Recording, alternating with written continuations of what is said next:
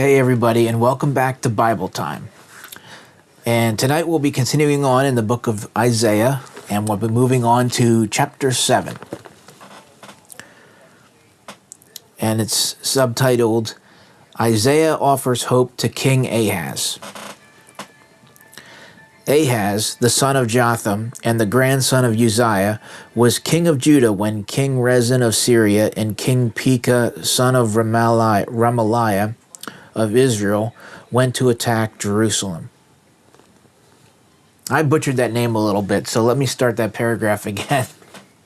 And I know I've probably said this in previous videos, but if I don't pronounce the names right, I apologize. Okay, so let's start at the top again. Ahaz, the son of Jotham and the grandson of Uzziah, was king of Judah when King Rezin of Syria and King Pekah, son of Remaliah of Israel, went to attack Jerusalem. But they were not able to do what they had planned. When news reached the royal palace that Syria had joined forces with Israel, King Ahaz and everyone in Judah were so terrified that they shook like trees in a windstorm. Then the Lord said to me, Take your son, Sherajashub, and go see King Ahaz. You will find him on the road near the cloth makers' shops at the end of the canal that brings water from the upper pool. Tell Ahaz to stop worrying. There's no need for him to be afraid of King Rezin and King Pekah. They are very angry, but they are nothing more than a dying fire. Ahaz doesn't need to fear their evil threats to invade and defeat Judah and Jerusalem and to let the son of Tabeel be king in his place. I, the Lord, promise that this will never happen. Damascus is just the capital of Syria, and King Rezin rules only in Damascus. Samaria is just the capital of Israel, and King Pekah rules only in Samaria.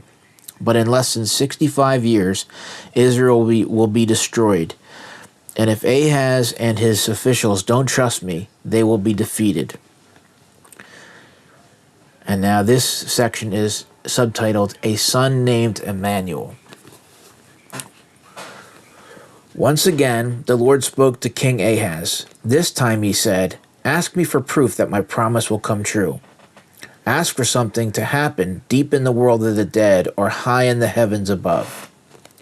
No, Lord, Ahaz answered. I won't test you. Then I said, Listen, every one of you in the royal family of David. You have already tried my patience. Now you are trying God's patience by refusing to ask for proof. But the Lord will still give you proof. A virgin is pregnant. She will have a son and will name him Emmanuel. Even before the boy is old enough to know how to choose between right and wrong, he will eat yogurt and honey, and the countries of the two kings you fear will be destroyed. But the Lord will make more trouble for your people and your kingdom than any of you have known since Israel broke away from Judah. He will even bring the king of Assyria to attack you. When that time comes, the Lord will whistle, and armies will come from Egypt like flies, and from Assyria like bees. They will settle everywhere in the deep valleys and between the rocks, on every bush and all over the pasture land. The Lord will pay the king of Assyria to bring a razor from across the Euphrates River and shave your head and every hair on your body, including your beard.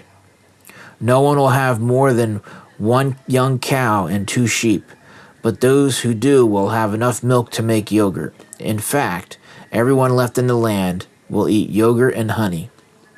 Vineyards that had 1,000 vines and were worth 1,000 pieces of silver will turn into thorn patches. You will go there to hunt with your bow and arrows because the whole country will be covered with thorn bushes. The hills where you once planted crops will be overgrown with thorns and thistles. You will be afraid to go there, and your cattle, sheep, and goats will be turned loose on those hills. So this chapter is one example of how it talks about Jesus. And this is one of the reasons why I love Isaiah so much, because there's so many references to Jesus in this book. So we'll go back and cover that once again. So it was in. We'll start with verse 13. Then I said, and this is verse 13, chapter 7.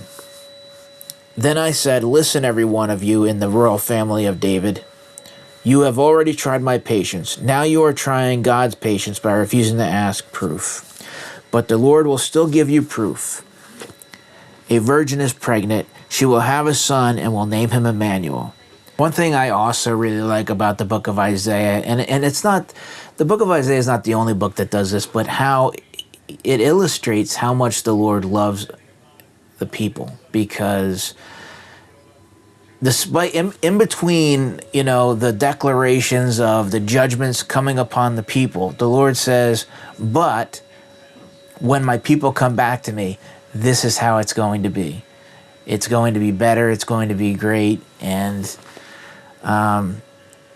I just think it's amazing how the Lord constantly gives us chance after chance. And as you read through the book of Isaiah, as you read through the Old Testament, I ask that I challenge you to have an open mind and to see that God is really a God of love, and that the judgments that came down on the people were after warning after warning after warning, as we've said in previous videos.